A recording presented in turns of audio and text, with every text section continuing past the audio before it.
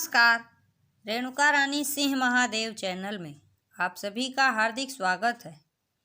सफल जीवन के लिए स्वर्णिम सूत्र क्या है, आइए जानते हैं। जीवन में लक्ष्य निर्धारित के बाद भी जब सफलता नहीं मिल पाती तो व्यक्ति में निराशा एवं कुंठा के भाव पनपने लगते हैं, जो कि एक स्वाभाविक है। ऐसे में हमें थोड़ा गहराई में उतरकर आत्मनिरीक्षण करने की आवश्यकता होती है कि हम सफलता के लिए आवश्यक ऐसे किन कारकों को नज़रअंदाज कर रहे हैं, जिनके अभाव में हम सफलता के समीप होते हुए भी इससे वंचित रह गए। प्रस्तुत है ऐसे ही कुछ महत्वपूर्ण कारक जिनके प्रकाश में हम आत्मसमीक्षा कर सकते हैं।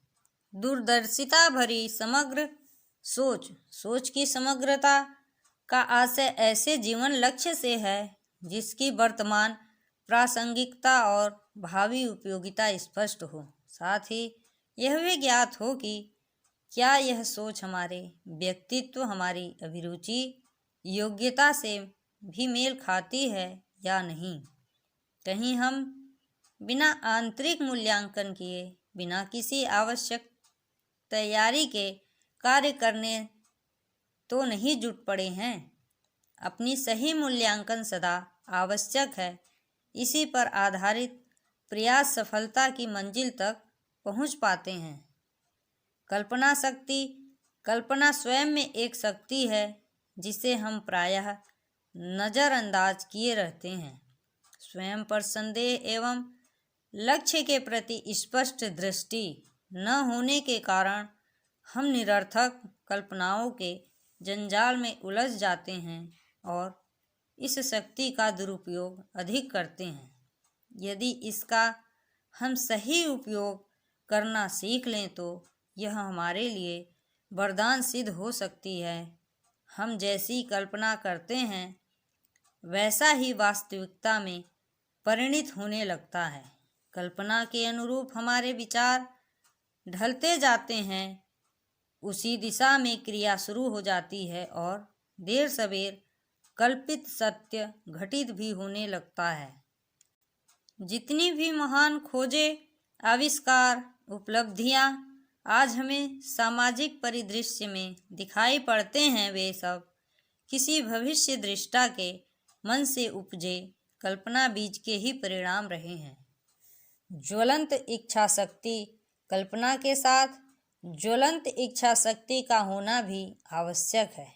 मात्र कल्पना की उड़ान भरने से बात बनने वाली नहीं है। ऐसे में शेख चिल्ली के दीवा स्वप्न और मुंगेरी लाल के हसीन सपनों की तरह ही काल्पनिक स्वप्न तक सफलता का अस्तित्व भी सीमित रहेगा।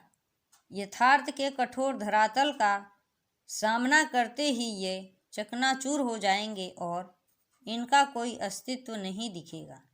इच्छा शक्ति के जुड़ने के साथ कल्पना के पंख उड़ान भरने लगते हैं और यह प्रचंड पुरुषार्थ के साथ धरातल पर उतरकर मूर्त रूप लेती है।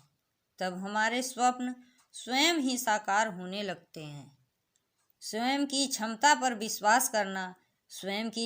पर विश्वास करना अत्यंत महत्वपूर्ण है। इसके अलावा अभाव में कल्पना और इच्छा शक्ति पूरी तरह से प्रभावी नहीं हो पाते। हम आगे तो बढ़ते हैं लेकिन चुनौतियों का सामना नहीं कर पाते।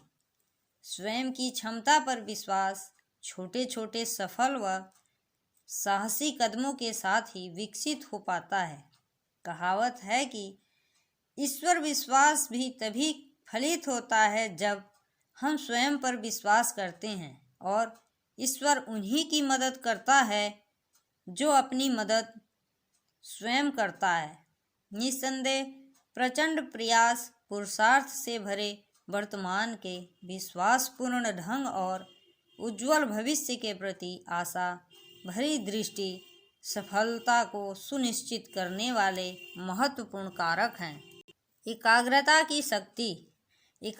की शक्ति मन को लक्ष्य पर केंद्रित रखने की क्षमता अत्यंत महत्वपूर्ण है। जैसे सूर्य की किरणें जब तक बिखरी होती हैं तो सामान्य गर्मी देती हैं, लेकिन जब वे किसी लेंस के माध्यम से एक बिंदु पर एकाग्र होती है तो आग सी उगलने लगती है और कागज से लेकर लकड़ी को जलाकर राख कर देती है। इसी तरह एकाग्र मन चमत्कारिक शक्तियों को जन्म देता है। यह जिस भी विषय पर केंद्रित हो जाता है उसी को प्रकाशित कर देता है। प्रकृति के रहस्य एकाग्र मन के समक्ष एक एक करके अनावृत होने लगते हैं। अतः जो भी कार्य हाथ में लें, मन लगाकर पूरी एकाग्रता के साथ करें। ऐसा करने पर फिर कोई कारण नहीं कि ऐसे प्रयास फलित न हो। सद्भाव, सदाशयता, लक्ष्य में मात्र स्वार्थ और अहंकार की घुला हो तो वह अधिक दूर तक नहीं जा पाएगा। इनके साथ आप बहुत तेजी से बढ़ तो सकते हैं, लेकिन इनसे प्राप्त सफलता या उपलब्धि कितनी टिकाऊ होगी कहना कठिन है। ऐसे में उपलब्धि देखने में कितनी भी बड़ी क्यों न प्रतीत हो रही हो, उसके साथ वह शांति, सुकून व प्रसन्नता का भाव न हो जिसकी व्यक्ति सफलता के साथ चाहता रखता हो, तो वह सफलता निरर्थक ही होगी। यह लक्ष्य के व्यापक जनहित के साथ जुड़ने पर ही होता है। अतः महत्वपूर्ण है कि हमारा लक्ष्य कुछ ऐसा हो कि अपना स्वार्थ सिद्ध होने के साथ ही इसमें दूसरों का हित भी सधता हो। यदि हमारा लक्ष्य उदारता से परिपूर्ण होगा तो हमारे प्रयास सद्भावपूर्ण होंगे तथा सद्भाव से जुड़े होने के कारण उनमें एक अलग ही गंभीरता होगी जो विकसित होने पर महान गौरव एवं गहरे संतोष के साथ जीवन को पूर्णता का बोध कराने वाली होगी। धैर्य उपरोक्त कारकों के साथ मंजिल की ओर पग बढ़ गए तो भी सब कुछ मिल जाएगा, ऐसा नहीं है। राह में विघ्न, बाधाएं, चुनौतियां तो आएंगी ही, जो हर सफल अभियान का अनिवार्य हिस्सा रहती है। कुछ परिस्थितियों के कारण तो कुछ मनः स्थितिवश अगर हम इनके थक हार कर असफलता व भाग्य का रोना रोते रह गए तो बात बनने वाली नहीं है। आवश्यकता है इनसे आवश्यक सीख लेते हुए आगे बढ़ने की। हर विषमता हमें अधिक समझदार एवं सशक्त बनाने के लिए आती हैं। अतः धैर्य का दामन थाम कर यदि हम अपने प्रयास में लगे रहे तो कोई कारण नहीं कि सफलता देर सवेर हमारे कदम न चूमे। राह की बाधाएं कितनी भी प्रचंड व दुर्धर्ष क्यों न हो, जो हार नहीं मानता, जानता व सतत प्रयास करता रहता है, उसे सफल होने से कोई नहीं रोक सकता। जमाना भी जीवट के धनी ऐसे ही व्यक्तियों के लिए अंततः रास्ता छोड़ ही देती है। एक कहावत है, विंध्याचल पर्वत पर दो चींटियां रहती थी, एक उत्तरी चोटी पर, दूसरी दक्षिणी चोटी पर। एक का घर शक्कर की खान में था तो दूसरी नमक की खान में रहती थी। एक दिन शक्कर की खान वाली चींटी ने दूसरी चींटी को निमंत्रण दिया, बहन, कहाँ इस नमक की खान में पड़ी हो, मेरे यहाँ चलो, वहाँ शक्कर ही शक्कर है, खाकर मुंह मीठा करो और अपना जीवन सफल करो। दूसरी चींटी ने निमंत्रण स्वीकार कर लिया। बड़े सवेरे नहा धोकर पहली चींटी के घर जा पहुंची।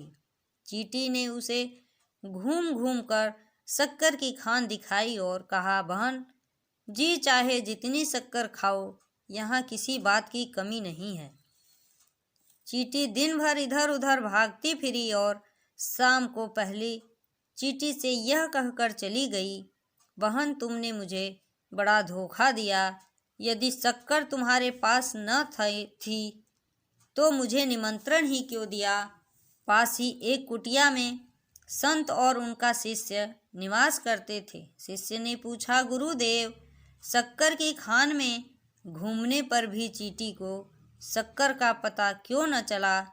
संत बोले, बात यह थी वत्स कि चींटी अपने मुंह में नमक का टुकड़ा दाबे हुए थी, इसी से उसे मिठास का आभास नहीं हो पाया। इसी प्रकार जो लोग अपने पुराने संस्कार नहीं बदलते, आत्मशोधन द्वारा अपनी बुराइयां नहीं हटाते, परमात्मा के समीप होते हुए भी उसकी कृपा से वंचित रह जाते हैं। नया पाने के लिए पुराने को हटाने का नियम अनिवार्य और अटल है। इसी के साथ मैं अपनी वाणी को विराम देती हूँ। जय हिंद, जय भारत।